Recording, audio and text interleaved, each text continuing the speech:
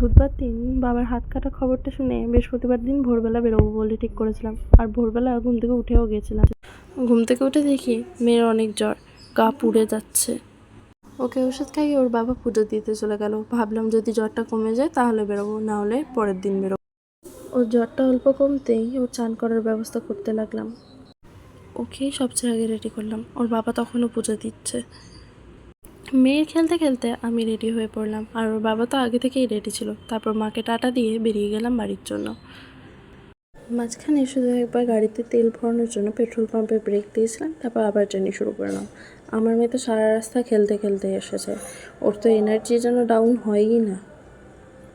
বাড়ির অলমোস্ট কাছে পৌঁছেই গিয়েছিলাম, তারপর দেখি হঠাৎ করে বৃষ্টি শুরু হয়ে গেছে।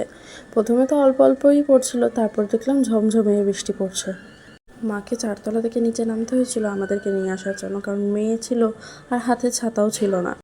ঘরে ঢুকতে না ঢুকতে মেয়েকে নিয়ে মাতামাতি শুরু হয়ে গেছে। তারপর মা আমাদেরকে গ্লুকন্ডি করে দিল।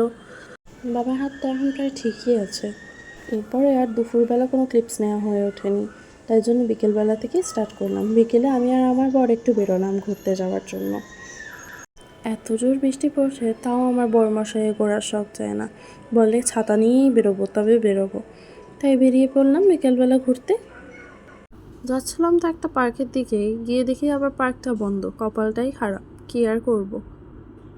তারপর বেরিয়ে পড়লাম ফুচকার দোকানে খোঁজে। ফুচকার দোকান সেরকম কোথাও পাইনি বলে বাজারের দিকেই যাচ্ছিলাম, তখনই দেখলাম একটা গলির মধ্যে পেয়ে গেলাম। সেখানে ফুচকা খেয়ে মায়ের জন্য চুরমুর নিয়ে বেরিয়ে পড়লাম বাজারের জন্য। বাজারে গেছিলাম মেয়ের জন্য ঝিনুক কিনতে। প্রথম দোকানটা দেখলাম, সেখানে পাইনি বলে আবার রাস্তা পার করে অন্য দোকান থেকে কিনতে হলো। ঝিনুকটা কিনে নিয়েই পৌঁছে গেলাম দিদার বাড়িতে। দিদা তখনও পুজো করছিল, আমরা দাঁড়িয়ে ওয়েট করছিলাম যে দিদা কখন আসবে দেখা করব। দিদার সাথে দেখা করে বাড়ি চলে এলাম। আমার পর তো আর কিছুক্ষণ পরেই চলে যাবে বাড়ি, তাই জন্য দিদার সাথে দেখা করেই একবারে ঢুকলো। এরপরে আমরা টিভি দেখতে দেখতে মা খাবার রেডি করলো আর আমরা খেতে বসে পড়লাম। আমার বর অলরেডি বেরিয়ে গেছিলো, তখন আমি মেয়েকে নিয়েছিলাম বলে ক্লিপটা নেওয়া হয়নি। মেয়ে ঘুমিয়ে পড়েছে আর এবারে আমি খাবো। বাপের বাড়ি চলে এসেছি বলে খুব মজা লাগছে, তবে বর চলে গেছে বলে একটু দুঃখ তো হচ্ছিল। এই যে মা আমাদেরকে খাবার সার্ভ করে দিচ্ছে। এরপর টিভি দেখতে দেখতে খেয়ে নিলাম। সরি, ভিডিওটা ছাড়তে একটু দেরি হয়ে গেল, আসলে ভয়েস ওভার দেওয়ার টাইমই পাইনি।